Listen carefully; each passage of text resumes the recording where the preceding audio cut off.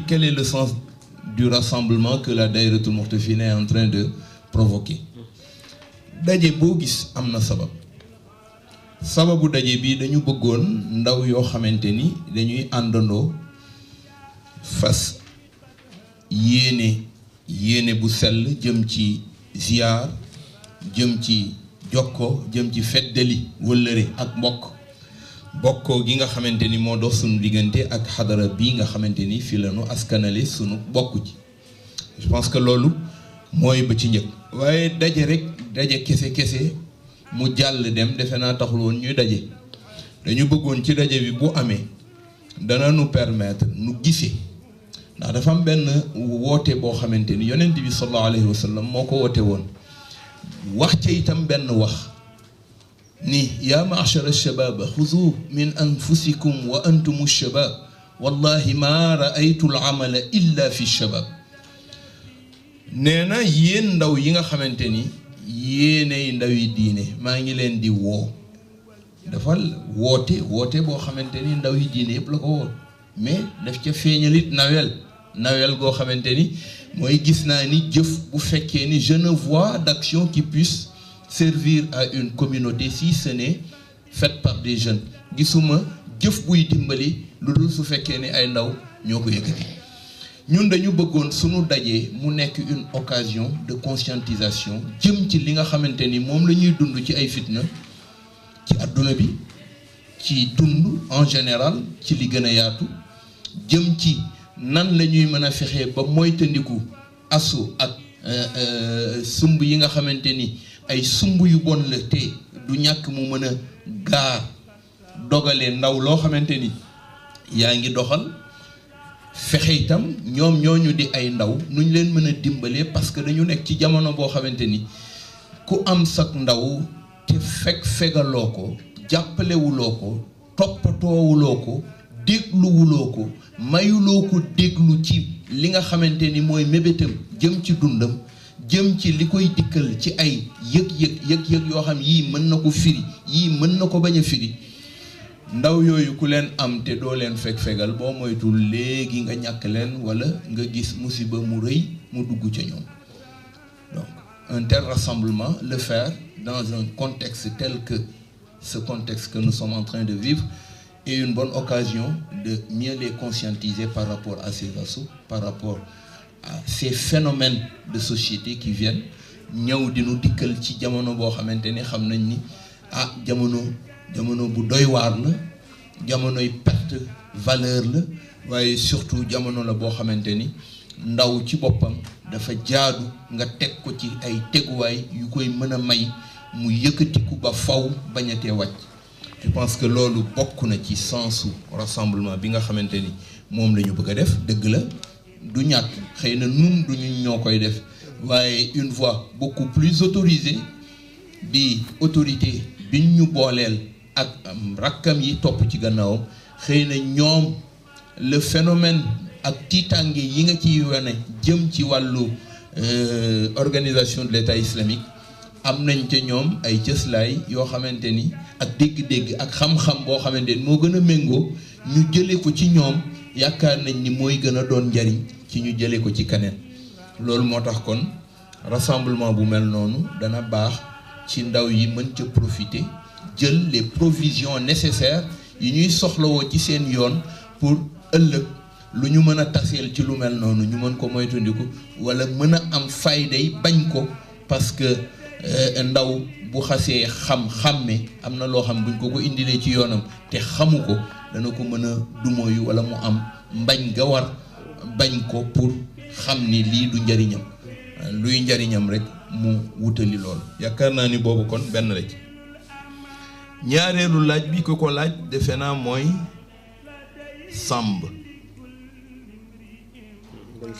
Mbay Samb moo laaj boobu innovation ban la ñu jël ren ci ziar bi ndax at mu jot ñi ngi koy def bilan bi nga xamante ni moom la ñu natt ci li passé nan la ñuy fexe ak li ñu dund ci jamono bi nga xamante ni xëy na dégg nañu ci kàdduy boroom réew mu wax ni sénégalais yi dañoo bëgg lu ñuy feetu dañoo bëri lu ñuy yàq bëgg puukare dañoo bëgg waaw yooyu defe naa ay mbir la yu dajaloo yoo xamante ni xëy na nun la ñu cay wax rek mooy en tout cas daje bii nga xamante ni nun moom la ñuy def day nammuñu ci jéemuñ ci it fexewuñu it benn yoon mu nekk dajeb puukareew wala dajeb yàq wala dajeb fo démb rek maa ngi am ñu ma koy waxal fekk ñuy seetaan ci télévision bi ba gis ay mania foog naa ni su fekkee ni am na lu ñu war a wax ci lu jëm ci waar woowu yaakaar naa ni li xew démb ci télévision ci ñu wane ko yaakaar naa ni moo gën a méngoo ci ñu melal ci ni lii day moom bokkul ci liy avancer réew parce que dafay tardeel am réew dëgg la nag réewum ku lu neex waaye def la am na loo dul sañ am na lu jaaduwul nga di ko def kenn ku nekk it laayante biir rek la ñuy mën a defante waaye yaakaar naa contexte bi nga xamante ni moom la ñu dund ñu woote ci woote bu mel noonu mu wóor la ni woote bi da nga ko seetlu ba jeexal doo ca gisub yàq doo ca gis kuy saaga doo ca gis kuy xaste doo ca gis ku réew doo ca gis kuy màndi doo ca gis ku jubadi amaana njabootu yàlla dana fi ñëw te njabootu yàlla mooy ki nga xamante ni day dawal loxoom ci poosu jàmbur kooka nun dañuy jàpp ni njabootu yàlla la bokkul woon ci ñañ mu woo waaye bu ñëwee dégg woote bi ñëw ci it dañuy considérer ni njabootu yàlla la waaye daanu soññ ñi ñu am ni leen téye leen seeni poos ndax am na boroom loxo yuy doxantu waaye yaakaar naa ni ku natt yawmul ashura ba mu jeex doore ko ci ñi nga xamante ni ils sont investis de l'organisation de ce rassemblement jëm ci ñi nga xam ñooy jóge dans les régions capitales religieuses yi nga xamante ni ñooy ñëw di sofal si Tivaouane ak sax les sections étrangères yi nekk diggante New York Canada France Espagne Italie nga xamante ni ay sections étrangères lañ foog naa ba ci Mauritanie ak Gambie ak sax Guinée su fekkee ni am nañu fu ñu mën a jaar waaye yaakaar naa ni contexte bi am it contexte bu xaw a doy waar ndax feebaru Ebola du ñu maye ku dëkk Guinée di ñëw daan na am ñuy jóge Guinée di ñëw di fekkee si yawmul ashura fii ci Tivaouane waaye ñoom ñooñu ñu ngi leen di ñaanal yal na yàlla dindi la fa nekk muy feebar yàlla may leen wér waaye itam dindi ko ci bépp askanu Afrique yàlla dañal ko ci Sénégal dañal ko ci fu ne Mali ak fépp fu mu am diggante Sierra Leone ak faneen yal na yàlla musal njabootu Afrique ci feebar boobu ak loraange gi muy indi ak njabootu adduna bi yëpp loolu kon mën nañoo wax ni innovation bi nga xamante ni ren wax naa léegi ni tombé na ak ñu initier la création d'une mutuelle de santé ku ne xam na ni la politique de santé du ministère de la santé ñu ngi ko teg ci fexe nu ñu organiser saytu xamle lan mooy njëriñu li ñuy tuddee assurance maladie am na ñu mën a faj seen bopp am na ñu am mën a faj seen bopp am na ñoo xam te ni dañuy feebar te du ñu am lu leen faj nan la ñuy fexe ba ñooñu ndimbal gu war a tàllalu ci ñoom pour mu mën leen a faj et cette mutuelle de santé aujourd'hui les différents entretiens qu'on a eu avec le ministre de la santé ou les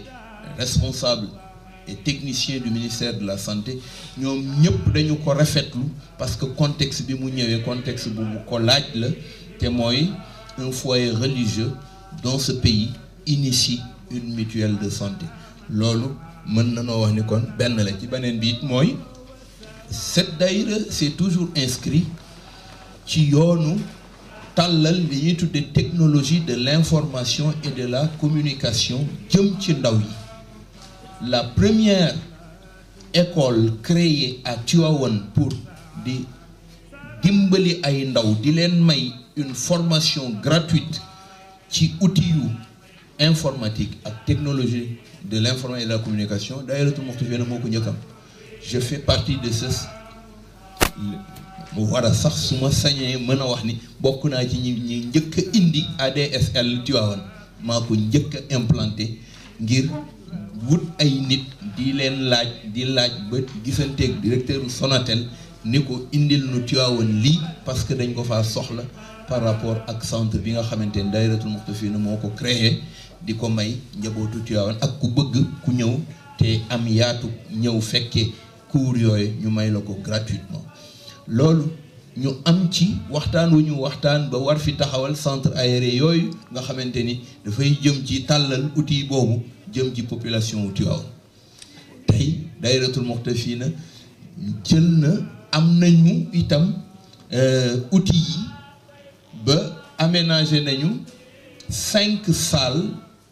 ci biir siège bi nga xamante ni mooy siège u daayira pour fas yéene fa tàllal loolu ak yeneeni formation yoo xam ne dana jëm dimbali njabooti ndaw yi nga xamante ni ñoo bëgg a suivre moo xam c'est des menuisiers hommes de métier wu mën a doon ñu te léegi ku ne xam technologie dafa laxasu ci métier yëpp. tu peux être un menuisier te outil yi ngay jëriñoo doo ko mën a jëfandikoo ñu fexe ba jàngal la ko ba nga xam ne outil yooyu bu ñëwee nga mën ko jëfandikoo bokk na ci benn ci objectifu centre boobu. Tivaouane le collecte d'ordures ménagères Dahiratoul Mouhtafina moo ko yor depuis 5 ans di ko doxal gratuitement ci population wu Tivaouane. lu dul xanaa il y a de cela 2 mois qu'un programme a débuté avec le ministère de la décentralisation et ce programme a exigé que nous relâchions ce programme bàyyi ko pour bàyyi leen ñoom ñu mais élément yi ko doon def nga xamante ni ay membres Dahiratoul Mouhtafina tey tout ce qui a trait à ce programme de collecte élément yooyu ñoo koy ñëw di ko continuer lenn rek moom moo am dañ leen a bàyyee ak le ministère de la décentralisation ak nag promoteurs yi nga xamante ni ñoom ñoo ñaan ba ñu jox leen ci programme boobu kenn ki ñu ci amoon comme collaborateur mooy Diop Sy. Aujourd'hui c'est lui-même qui a la région de Thiès Tivaouane bokk ci biir région ba mu nekk une journée de fraternité, une journée de solidarité, une journée de recueillement ci lépp loo xamante ni base ba spiritualité moo ko lal ndax mbooloo mi dafa mës a tegu ci loolu rawatina tariqa bi nga xamante ni moo ko tënk mu di tariqa Aboul Abbas Seydina Cheikh nga xamante ni sa base réelle est toute de spiritualité. kon mën na noo wax ni soxna si bu fekkee ni amul leneen lu ñu ci yokk looloo fi ñëwoon ci ay questions yu rot. On a voulu que cette journée soit vraiment une journée de partage de sentiments, sentiments spirituels, sentiments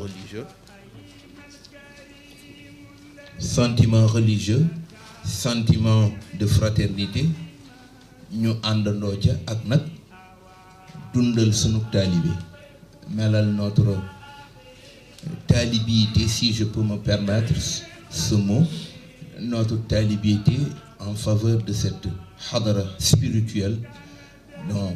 l'ancêtre El Hadj Malick Sy a mis sur pied pour que toujours cette famille soit liée à ces valeurs que l'islam recommande, mais surtout cette ouverture qu'elle devra avoir par rapport au monde avec ce que ce monde propose comme phénomène. Donc ñu ngi ñaan bis boobu yàlla na ko yàlla def mu nekk bisu ndam waaye ndam pour Sénégal ndax njabootu Sénégal ñoo koy melal nekk bisu ndam pour diine ndax ñi koy doxal diine leen yëkkati ndam pour tariqa bi nga xamante ni yaakaar naa ni ndawi tariqa bi dajaloo rek loolu doy na ndam les regrouper ñu dajaloo ci sensu famille sensu fraternité sensu jóg pour fas yéene tegaat sa bopp ci teguwaay yi nga xamante ni moom lañu la teg te sa kilifa teg la ca rawatina mën na noo wax ni nous sommes une jeunesse d'avant-garde pour cette communauté. su fekkee ni dañu nekk di njaboot te njaboot liy sagam mooy sagu kilifaam te sa sagu kilifa mooy taxawee ko ba moom ci boppam dana xam ni doonte la ku ne am nga njaboot waaye moom it am na njaboot yu mu mën a sagoo yaakaar naa ni kooku mooy def sunu fierté noonu en tant que taalibe yàlla na nu yàlla def taalibe yàlla bu nu yëg sunu bopp benn yoon ci biir sunu joxal sunu taalibe ci yoon wi nu ci teg yàlla bu ñu ci yëg sunu bopp sant itam ministère de la culture et de la communication ci jëmmi monsieur Mbagnick Ndiaye mu joyal itte lool pour may nu bis bi nu mën koo defe ko nii nu ko defee. laata la 4 la ñu ngi ñaan ñu bàyyi ko xel kon ñu fekkee si ko waaw ci suba gi lay doon du ngoon gi bu ko defee nag heure bi bu 9h30 jotee incha allah fas nañ yéene ñëpp nekk ci place bi ko defee convoi bi bëgg nañ mu départ 11h waaye mu ngi aju ci responsable yi ngeen taxaw bu baax. kon ñu ngi sant ñëpp sant presse bi xam naa dañ leen di invité mais at mu jot ngeen ñëw waaye rek ñu waxaat leen ne invité nañu leen ngeen ñëw comme ni ngeen ñëwee fii di leen gërëm nag at mu jot yàlla ngeen ko gën a man ñu nit ngeen dañu fi fekk at bi xanaa ñu ñaan ngeen tàllal loxo yi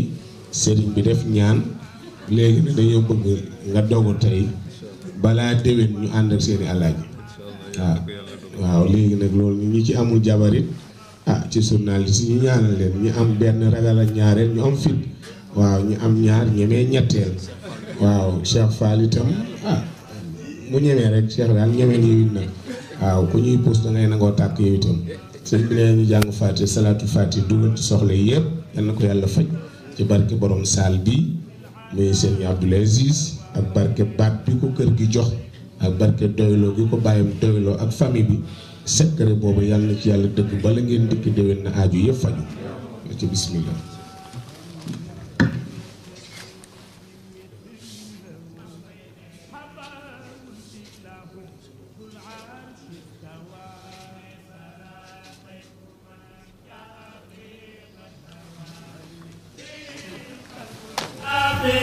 قد هوى به